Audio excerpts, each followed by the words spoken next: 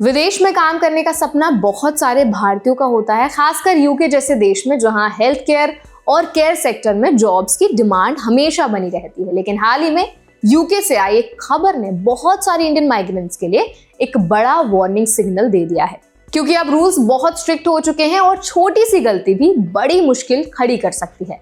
तो आज की इस वीडियो में हम बात करेंगे यूके में इल्लीगल वर्किंग पर क्रैकडाउन कितना तेज हो गया है, एक इंडियन वर्कर से जुड़ा केस क्या है, एम्प्लॉयर्स और वर्कर्स दोनों के लिए क्या रिस्क हैं, और सबसे जरूरी बात यह कि इंडियंस को अब किन बातों का ध्यान रखना है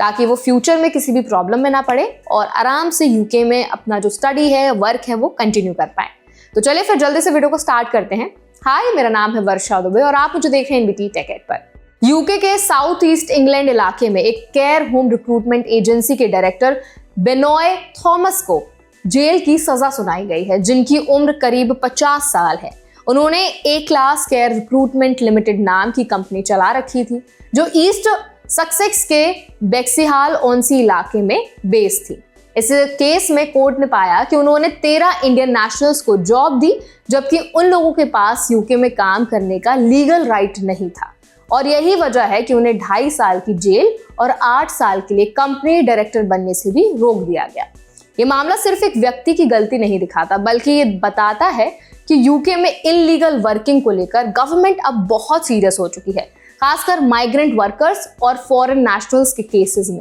कोर्ट ने यह भी माना है कि बेनॉय थॉमस को पहले से पता था कि जिन लोगों को वो हायर कर रहे हैं उनके पास लीगल वर्क परमिट नहीं है। इसके बावजूद उन्होंने उन्हें केयर असिस्टेंट के तौर पर काम पर लगाया, जो वनरेबल लोगों के साथ काम करते हैं। मतलब ये सिर्फ इमिग्रेशन का इशू नहीं, बल्कि पेशेंट सेफ्टी का भी बड़ा मामला बन गया है।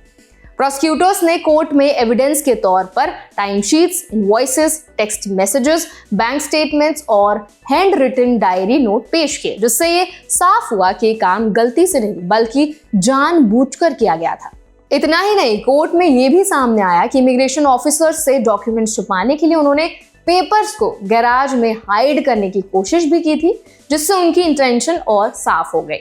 एक इंटरेस्टिंग बात यह है कि बेनॉय थॉमस खुद 2007 में लीगली यूके आए थे और 2012 में ब्रिटिश सिटीजन बने थे, लेकिन इसके बावजूद उन्होंने इमिग्रेशन लॉज को ब्रेक किया, जिससे साफ मैसेज आता है कि सिटीजन होने के बाद भी अगर आप इल्लीगल काम करते हैं तो लॉ आपको नहीं छोड़ेगा। अब सवाल है कि इसका इंडियंस पर क्या इंपैक्ट पड़ने वाला है, जो माइग्रेंट्स हैं उन पर क्या इंपैक्ट पड़ने वाला है। तो हाल के सालों में यूके ने factories, delivery services, small businesses और केयर सेक्टर में रेट्स तेज कर दी हैं, जिसमें काफी सारे इंडियन नेशनल्स पकड़े गए जो ईदर वीजा रूल्स तोड़ रहे थे या बिना राइट टू वर्क काम कर रहे थे। इसका मतलब ये है कि अब एनवायरमेंट पहले जैसा लूज नहीं रहा, अब सिस्टम बहुत टाइट हो चुका है। इंडियन ऑडियंस के लिए समझना बहुत ज्यादा इंपॉर्टेंट है कि अगर आप यूके या किसी भी फॉरेन कंट्री में काम करने जा रहे हैं तो सिर्फ एजेंट की बातों पर भरोसा करना डेंजरस भी हो सकता है। देखिए, कई बार एजेंट्स फेक प्रॉमिसेस कर देते हैं, फेक कॉन्ट्रैक्ट्स आपको दिखा देते हैं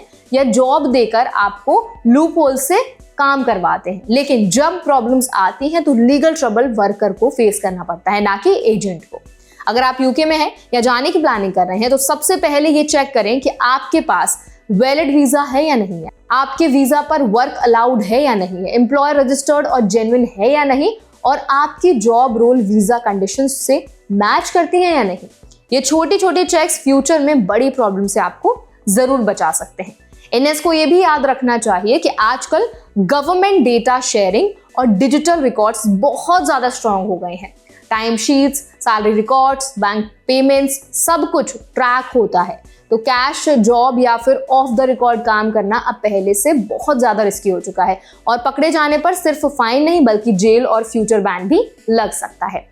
तो इस पूरी सिचुएशन से ऑडियंस को एक क्लियर लर्निंग मिलती है कि विदेश में करियर बनाने का मतलब ये बिल्कुल भी नहीं है कि आपको शॉर्टकट आप अपना लें, बल्कि सही और लीगल तरीके से प्लानिंग की जाए, प्रॉपर वीजा कैटेगरी चुनी जाए और इसके साथ ही ऑथराइज्ड एम्प्लॉयर के साथ ही काम किया जाए, और कोई भी ऐसा ऑफर एक्सेप्ट ना किया जाए जो सस्पिशियस लगे, क्योंकि आज के टाइम में लॉज बहुत ज़्यादा स्ट्रिक्ट हैं और चांसेस जो हैं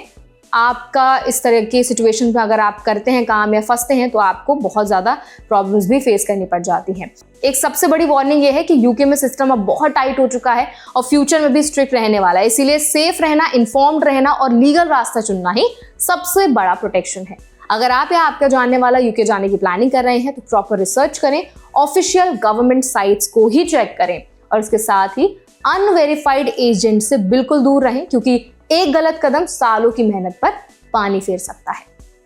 तो इस पूरे मुद्दे पर आप क्या राय रखते हैं, आपका क्या ओपिनियन है, हमें जरूर बताएं कमेंट सेक्शन में। ऐसे और भी अपडेट्स के लिए, वीडियोस के लिए, इन्फॉर्मेशन के लिए हमारे चैनल NBT Tech Ed को भी जरूर सब्सक्राइब करें।